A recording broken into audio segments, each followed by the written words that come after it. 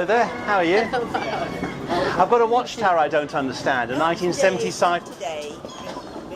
I've got a 1979 Watchtower I don't understand, sir.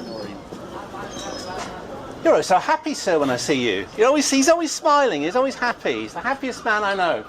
Reminds me of those Mr. Men, Mr. Happy.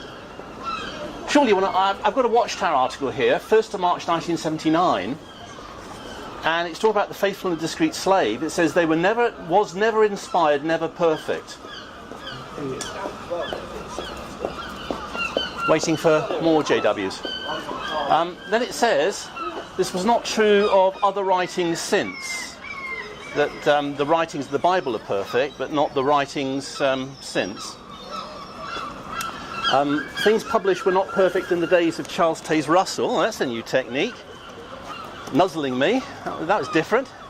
Nor were they perfect in the days of Joseph Franklin Rutherford. This is the Watchtower, 1st of March 1979, page 23.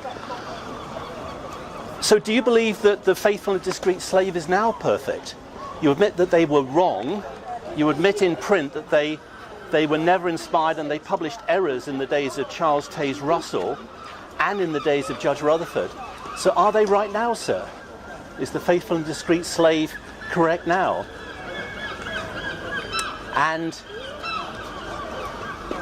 will they change their beliefs? Will there be new light? New light means new man-made doctrine. Is there going to be new man-made doctrine that comes along that changes their position yet again?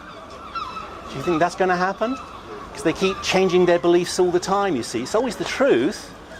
Whatever they say is always the truth when they say it. But then when you look back with hindsight, well, it wasn't the truth all along. It was a mistake, but we have new light. We have corrected it. It's very confusing to people like me who are not Jehovah's Witnesses. I'm not trying to be overcritical with you, sir. But would you be able to explain that? Could you explain this article to me? I've gone to a lot of trouble to find it and print it out. 1st of March 1979, page 23. Do you think it's a good question, a reasonable question that I'm asking? I mean, what makes you think that they're right now? They admit that they were wrong in the days of Rutherford. Hang on. Things were not perfect in the days of Charles Taze Russell, first president of the Watchtower Bible and Tract Society. Nor were they perfect in the days of Joseph Franklin Rutherford, the succeeding president. 1st of March 1979, page 23. So if they admit they weren't wrong then, how do you know it's right now?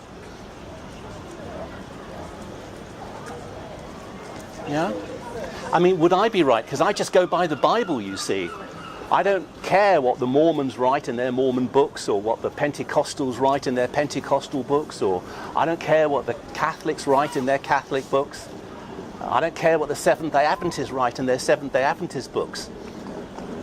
I kind of just go by the Bible, because to me it's the Bible that's inspired, and all these man-made writings just keep changing over time. So, would I be right to do that? Yeah? Perhaps you have some questions for me.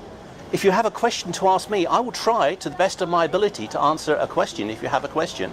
Do you have a question, Mom? I'll try to answer a question if you have one for me. You're looking at me sideways. No comment. No comment. Mom, do you have a question for me? Because I will try to answer if I can. Oh, thank you. No? Okay. Ignore me. I'm a lovely person. Don't ignore me. Huh? What does Jesus mean to you, sir? What does Jehovah mean to you? Does Jehovah mean anything to you at all? Does the Bible mean anything? Do you love Jesus? Do you care for Jesus? Do you try to obey Jesus? Does he mean anything to you? Is your faith actually of any worth and value?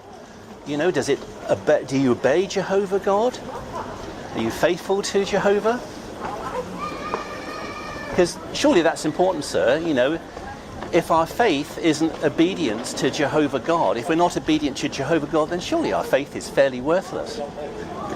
Does Jesus mean anything to you, sir? Does Jehovah mean anything?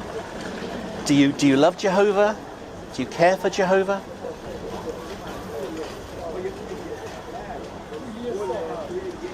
Okay, well, thank you very much for your time. I'm going to pop on my way. Thank you very much for your time, ladies. Hope you have a good day, and I hope the weather stays good for you. I hope it doesn't rain anymore, so you've got good weather and you're not out here in the rain. Thank you, Mom. Bye-bye. Bye-bye, sir. Saying you didn't talk, but, you know, I'm only asking to find out what is your faith about. You never answer any questions, you people. You never dialogue. You never discuss scripture. And it comes across, you see, as if you just don't care. You don't care about Jehovah. You just want to log your hours in this book, your monthly log sheets, because you believe if you log enough hours, you can earn a ticket to the paradise earth. You can sort of work your way to the paradise earth. And, sir, that's just not biblical. You can't earn God's blessings. It's a gift of God, not of works, so that we can't boast, you see. God's gift of salvation is a gift. It's not something that we work for. We can't wear suits and ties and stand behind carts for so many hours, and if we log so many hours, we can earn a ticket to the paradise earth. God's gift of righteousness is a free gift, and it's given to all people. Oh well. Thank you for your time, sir. Thank you, Mom. Bye-bye.